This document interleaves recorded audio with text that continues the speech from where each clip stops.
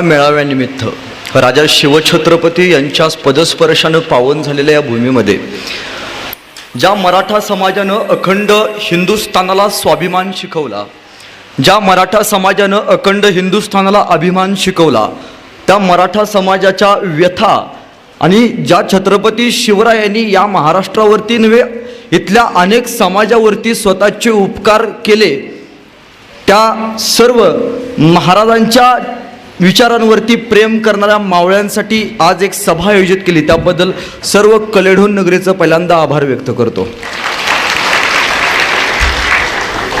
माणसानं आयुष्यात कशाचाच भ्रष्टाचार करू नये, त्यातल्या त्यात वेळेचा तर अजिबातच करू नये।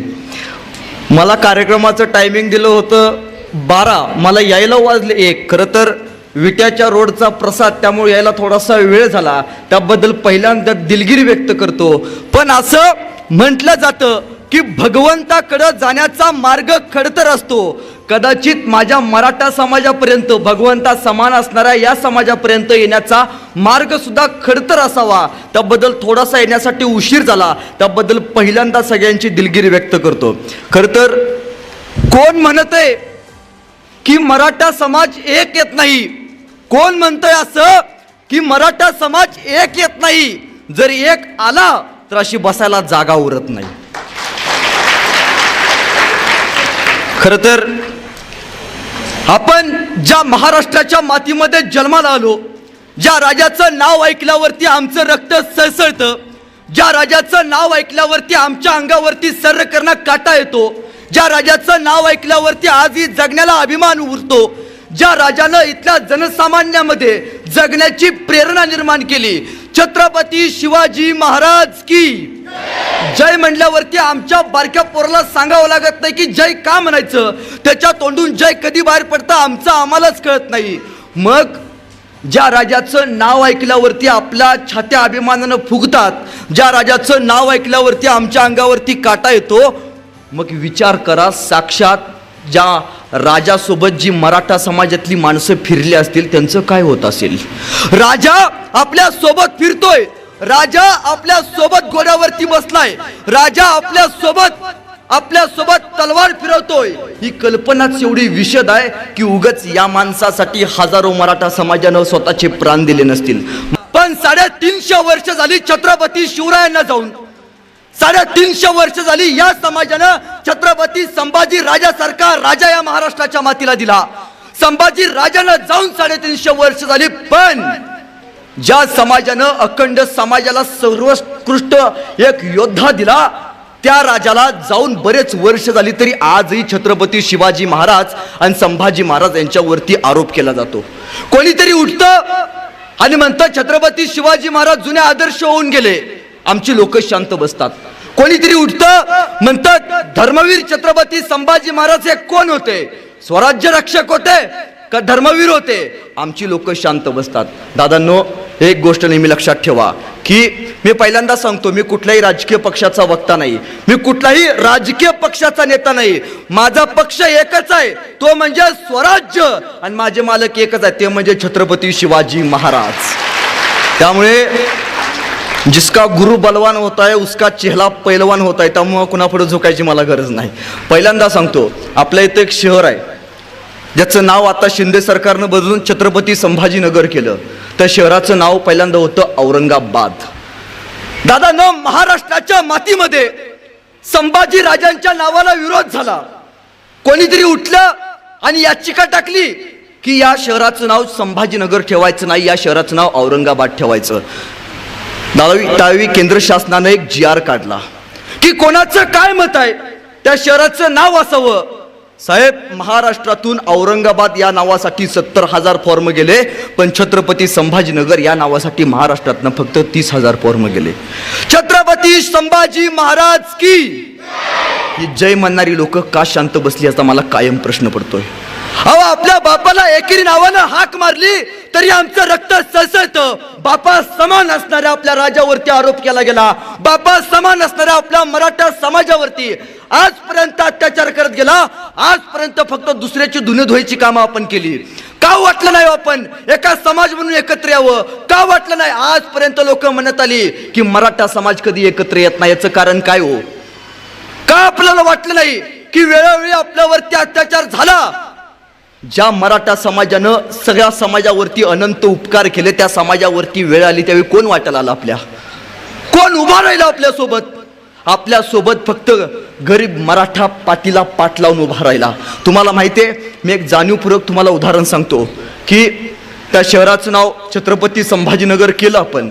पोरांनो, एक वाक्य नेहमी लक्षात ठेवा की मारलं जनी संभाजी महाराजांना, मारलं जनी संभाजी महाराजांना, करून अत्याचाराचा कहर त्याच औरंग्याच्या नावानं वसवलं होतं एवढं मोठं शहर. अरे सळसळू द्या रक्त तुमचं, सळसळू द्या रक्त तुमचं, दाखवा पुन्हा एकदा जिगर आणि छाती ठोकून सांगा औरंगाबाद नाही तर छत्रपती संभाजीनगर, छत्रपती संभाजीनगर. ही सांगण्याची जिगर आहे ना, ही जिगर आपल्यामध्ये आपल्या राजाने निर्माण केली.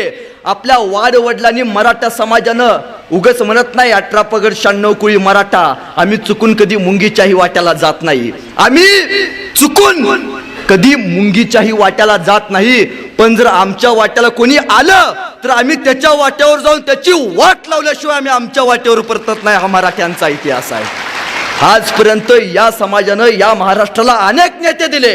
सगळ्यात जास्त आमदार मराठ्यांचे आहेत, सगळ्यात जास्त खासदार मराठ्यांचे आहेत, सगळ्यात जास्त कारखाने मराठ्यांचे, सगळ्यात जास्त जिल्हा परिषद मराठ्यांच्या, सगळ्यात जास्त ग्रामपंचायत मराठ्यांच्या, सगळ्यात जास्त सरपंच मराठ्यांचे. मग आरक्षण आपण मागतोय कोणाला? काय नाही होतोय? जसं या मराठा समाजावरती बाहेरच्या लोकांनी अत्याचार केला, त्यापेक्षा जास्त साहेब मराठा समाजावरती मराठा समाजातल्या नेत्यांनी अत्याचार केलाय. अहो ते एक वडीलटीवार, त्यांचे एक छगन भुजबळ साहेब, मी कुठल्या नेत्याबद्दल बोलत नाही, पण त्यांनी त्यांच्या समाजासाठी पहिल्यांदा छाती ठोकून पुढे आले, पक्ष बाजूला सरून. किती मराठा नेते पुढे आले आपल्या समाजासाठी? किती मराठा नेत्यांनी सांगितलं होय आम्ही मिळवून देऊ मराठ्यांना आरक्षण? नाही हो, तुमचं मत मागायला फक्त दारात येत आहेत आणि मत घेऊन गेले की आपल्यावरती पाला पाचोळ्यासारखी आपल्या मराठ्यांची अवस्था करून ठेवली. नाही वाटत का हो? आपल्या पोरांची शिक्षण थांबलेत. कुठल्या मराठ्याला वाटलं माझा कारखाना ऐकून इथल्या मराठ्या पोरांची गरिबी बाहेर काढावी? अहो तो एक गोपीनाथराव मुंडे साहेब वंजारी समाजासाठी त्या माणसानं काम केलं. आज ही वंजारी समाज स्वतःच्या घरात त्यांचा देवाऱ्याच्या साईडला देवता म्हणून त्यांचा फोटो पुसतो. मग आम्हा मराठा समाजाने कितीतरी मुख्यमंत्री या महाराष्ट्राच्या मातीला दिले, पण आज वेळ बदलले. आज एक शेतकऱ्याचा पोरगा तुमच्या माझ्यासाठी उभारलाय. त्या शेतकऱ्याच्या पोराचं नाव म्हणजे मनोज जरांगे पाटील. आणि पाटील खडे तो सरकार से बडे. जगात सगळ्यांचा नाद करा, पण मराठ्यांचा नाद करायचा नाही. कारण मराठा जर एकत्र आला तर आता लाखात येत नाही, तर तो आता कोटीत येतो. त्यामुळं सरकारनं सुद्धा इथून पुढं थोडंसं संयमानं घ्यावं आणि मराठ्यांच्या बाजूला ज्या काही मागण्या आहेत त्या मान्य कराव्या.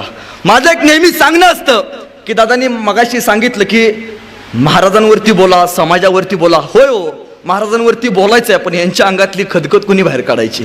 यांच्या अंगातला राग तो बाहेर कोणी काढायचा? तुम्हाला माहिती आहे, महाराजांचं एक वाक्य होतं, हे राज्य व्हावं हे तो कोणाची इच्छा? कोणाची इच्छा? श्री म्हणजे कोण? श्री म्हणजे कोण? श्री म्हणजे कोण? पोरांनो मला सांगा, सैराट पिक्चर बघितला का रे? बघितला? आरची कोणाबरोबर पळून गेली ती? परशा. आरची कुठल्या गाडीवर बसून आली ती? बुलेट. बर. झिंग झिंग. पोरांनो मला सांगा, मासाहेब जिजाऊंच्या आईचं नाव काय रे? मासाहेब जिजाऊंच्या आईंचं नाव काय? आजपर्यंत आपल्या समाजानं आपल्या पोरांना जे पेरले ते उगवले. गहू पेरून कधी ज्वारी उगवलेलं बघितले?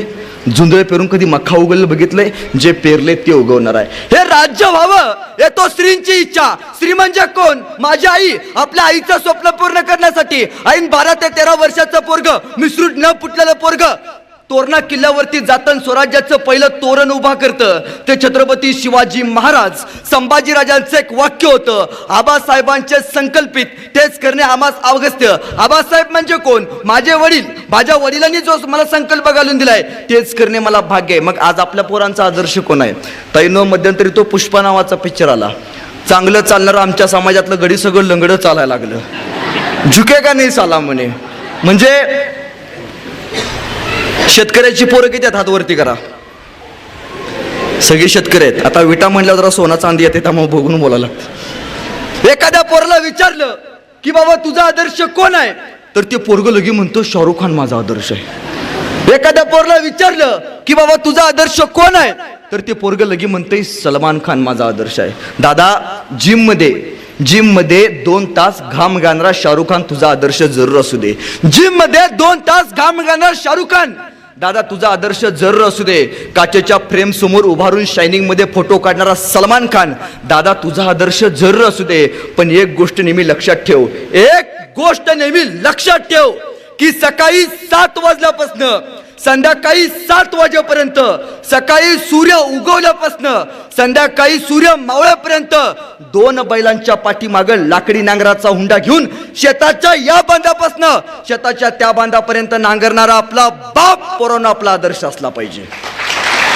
आपला बापच आपला आदर्श असला पाहिजे. मग कोणतरी म्हणतं की परवा दिवशी विराट कोहलीचं 100 रनांचं शतक झालं. दादांनो, कधीतरी शेतात जाऊन आपल्या बापानं या बांधापासून त्या बांधापर्यंत लाकडी नांगराच्या हुंडा घेऊन मारलेल्या त्या धावा मोज. नक्कीच विराट कोहलीपेक्षा 1 शतक आपल्या बापाचं जास्त असेल. मोजता आलं पाहिजे हो.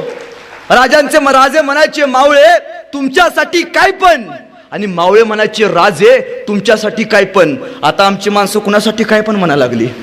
ताईंनो, ज्यानं 9 महिने पोटात सांभाळले, फाडून बाहेर काढले, त्याचं काय नाही. 9 दिवस आयुष्यात आले की लगेच म्हणते तुझ्यासाठी काय पण. आमच्या इकडे कवी बरं का, फार सुंदर अशी कविता. तो असं म्हणतो, बाप काढलाच घराबाहेर दारात रडते माई पण, बायकोला मात्र रोज म्हणालास तुमच्यासाठी काय पण. अरे लोकच पोटाला जन्माला यावा म्हणून हिनं किती केलते नवस.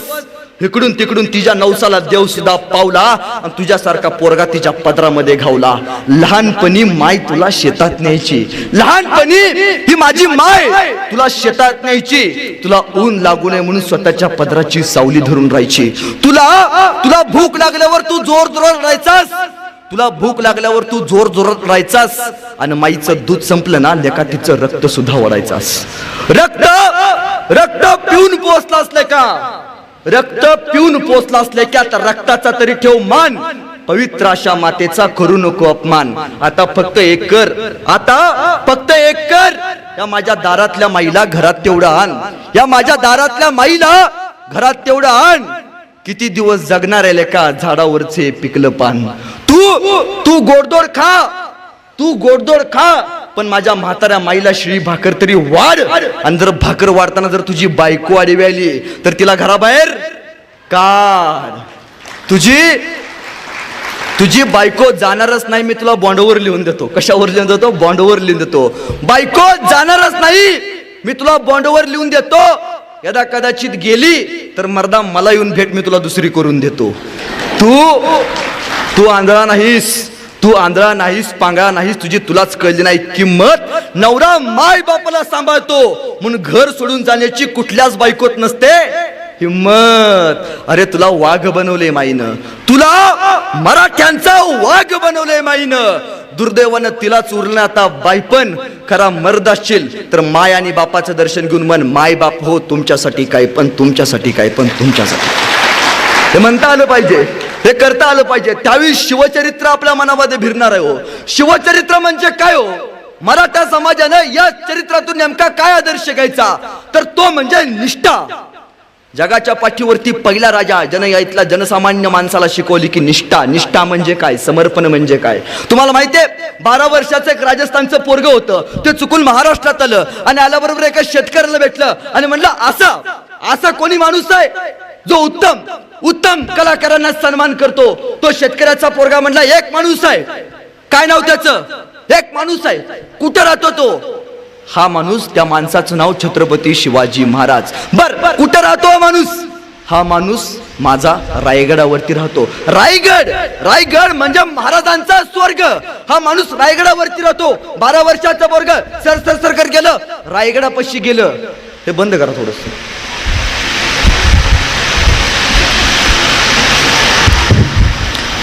12 वर्षाचा पोरगा रायगडापाशी गेलं आणि त्याला गेल्यावरती भेटले महाराजांचे पिये. सेनापती महाराजांचे. सेनापती म्हणले कुठं चाललास? 12 वर्षाचा पोरगा म्हटलं एकदा मला महाराजांना बघायचंय, कसा दिसतोय राजा, कसा फिरतोय राजा, एकदा बघायचंय. सेनापती म्हणले काय करतोस रे तू? तोच ते पोरग म्हणलं काय नाही जी, गाणं लिहितो, उत्तम कविता लिहितो. गाणं लिहितोस, कविता लिहितोस, मग चल. पण महाराजांवरती एखादं गाणं लिहिली का? नाही हो, लक्षातच नाही राहिलं. गडाच्या खाली जा, 10 दिवस थांब आणि महाराजांवरती सुंदर असं गाणं लिहिन, मग मला भेटाले. पिये चायपेक्षा किटली गरम. ते पोरग 10 दिवस गडाच्या खाली गेलं. शिवाजी महाराजांवरती त्यानं सुंदर असं गाणं लिहिलं. ते आलं सेनापती राजांवरती उत्कृष्ट असं गाणं लिहिलंय ऐकव. त्या 12 वर्षाच्या पोरानं ते गाणं ऐकवलं. ते गाणं आपण आयुष्यात एकदा तरी ऐकले. ते गाणं महाराज जिवंत असताना लिहिलंय. ते गाणं आयुष्यात आपण एकदा तरी स्टेटसला ठेवलंय. ते गाणं ऐकल्यावरती त्या 12 वर्षाच्या पोराला धरले आणि सेनापती घेऊन राजांच्या समोर गेले आणि राजाला म्हणाले, राजा तुमच्यावरती उत्कृष्ट गाणं लिहिलंय. राजा म्हटले ऐकव. आणि त्या 12 वर्षाच्या पोरानं राजांवरती लिहिलेलं सुंदर असं गाणं ऐकायला चालू केलं. माझ्याबरोबर सगळ्यांनी टाळ्या वाजवायच्या, हात वरती करा. पुढं पळायचं ना, आजपर्यंत पुढं पळत आलो म्हणून मागं राहतो या. माझ्या बरोबर वाजवायच्या. आणि त्या 12 वर्षाच्या पोरानं गाणं म्हणायला चालू केलं. इंद्रजबी जंब पर बाड वसु वंब पर रावण सर दंब पर रघुकुल राजे पौनवारी वाह पर संबुरती नाव पर जोस असा बाह पर रामद्विज राजे दावा द्रुम धुंड पर चित्ता मृग झुंड पर भूषण वितृंड पर जैसे मृग राजे तेजतम अंश पर कन्नजिमी कंस पर व्योमलेच वंश पर शेर शिवराजे शेर शिवराजे शेर शिवराजे. गाणं प्रत्येकानं ऐकले. हे गाणं छत्रपती शिवाजी महाराज जिवंत असताना लिहिले. राजा म्हणले बहुत खूप. त्या कवीचं नाव कविभूषण. राजा म्हणले कविभूषण बोला, तुम्हाला काय देऊ बक्षीस म्हणून? लगे नाही म्हणाला कविभूषण राजे, तेवढं कलेडोनच्या ग्रामपंचायतीचं बघा, रक्त वेगळं होतं. कविभूषण म्हणाले, राजे हिरे माणिक मोती याहीपेक्षा छत्रपती शिवाजी महाराज ही आमची सगळ्यात मोठी दौलत आहे. काय मागून मागून मागितलं? कुठं विट्याला 4 BHK नाही मागितला. मागून मागून काय? ही आमची दौलत आहे. आपण कधी म्हणायला शिकू ही आमची दौलत आहे. आम्ही कधी सांगायला शिकू एकमेकांना ही आमची दौलत आहे. जगाच्या पाठीवरती पहिला राजा आहे जो शूर होता, वीर होता, पण त्याहीपेक्षा चारित्र्य संपन्न हा सगळ्यात मोठा गुण या राजाकडे होता. चारित्र्य संपन्न म्हणजे काय हो? तर दुसऱ्याच्या स्त्रियांचा आदर करणारा राजा. पोरांनो, आपण म्हणतो, मगाशी साहेब बोलले की आमच्या समाजातल्या मुली बाकीच्या इतर समाजातली लोक घेऊन जातात, पळवून घेऊन जातात. छातीवरती हात ठेवून सांगा, मराठ्यांची पोरं कुठं चुकत नाहीत का हो? पोरांनो, आपला बाप छत्रपती होता. आपल्या बापानं आपल्या घरातली आई नाही, परस्त्रीला सुद्धा आई मानायला शिकवलंय. लक्षात ठेवा ताईनो, तुम्ही मोठ्या प्रमाणात उपस्थित आहे. मी तुमच्या भावाप्रमाणे माझं एक वाक्य घेऊन जावा. ताईनो, जर तुम्हाला कोणी हात लावला, जर मराठा समाजातला एकाही स्त्रीला हात लावला तर तिनं आई ग करता कामा नये. पण जन तुम्हाला हात लावला ना, त्याला त्याचा बापच आठवला पाहिजे, एवढं मात्र लक्षात ठेवा. अरे तलवारीपेक्षा तीक्ष्ण या नजरेची धार आहे. तलवारीपेक्षा तीक्ष्ण या नजरेची धार आहे. महाराष्ट्राची वाघीण तू, भवानीचा वार आहे. भगव्याची रक्षणी तू, भगव्याची रक्षणी तू, स्वराज्याची तू मेख आहे. दुबळी समजू नको स्वतःला, तू जिजाऊंची लेख आहे. दुबळी समजू नको स्वतःला, तू जिजाऊंची लेख आहे.